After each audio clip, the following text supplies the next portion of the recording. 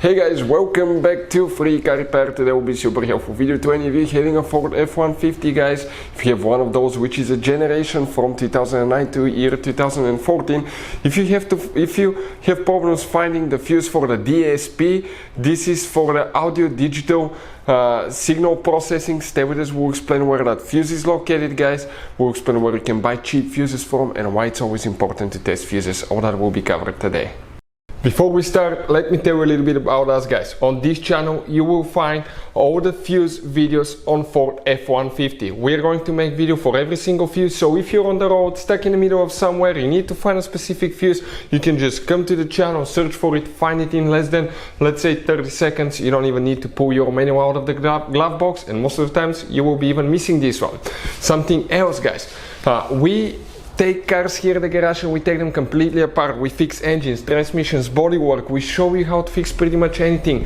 And the mechanical work, guys, okay, electric codes and things like that can be found on our main YouTube channels.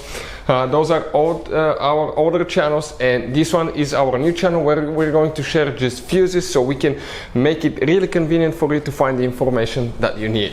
Now, if you need to buy replacement fuses, relays for your Ford F-150, because those can be really expensive at the parts store or the dealership, check out the link in the description of the video below. That's where we get all our tool supplies from, and you can get them at a really good price and quick shipping as well. So let's continue. So that DSP fuse now, guys, we'll demonstrate on 2012 Ford F-150 right here, but even if you have a different, guys, year, but that generation, it may work as well. You have two different fuse boxes. One is right under the hood on your Ford F-150. Right above, guys, the radiator fan, that's the cover here. We don't need that one. We need the one that's inside the cabin, the one that's part of the body control module. We're talking about the one right here under the glove box, in the kick panel, in the passenger foot compartment. You open that cover, and once you open it, you're going to see your fuse box layout just like that. We took a picture, we zoomed it so we can clearly demonstrate where each one of those fuses is located. But before we do that, let me explain why it's important to test fuses and relays.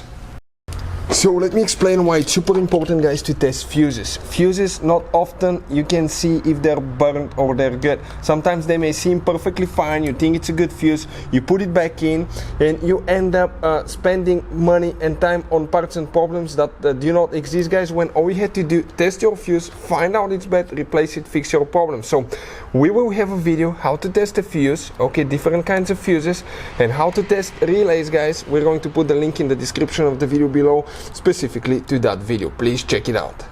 The fuse, guys, that you need to check, it's super easy to find. It's a 20 amp fuse, and if you come in that row, the second row from left to right, the very top fuse, that's known as fuse number F19 right here, that's for the DSP, digital signal processing, guys, audio digital signal processing. Check that fuse right here. Hopefully, guys, the video will be helpful to any of you needing help with that. If you have any questions, let us know. Thank you for watching and see you next time.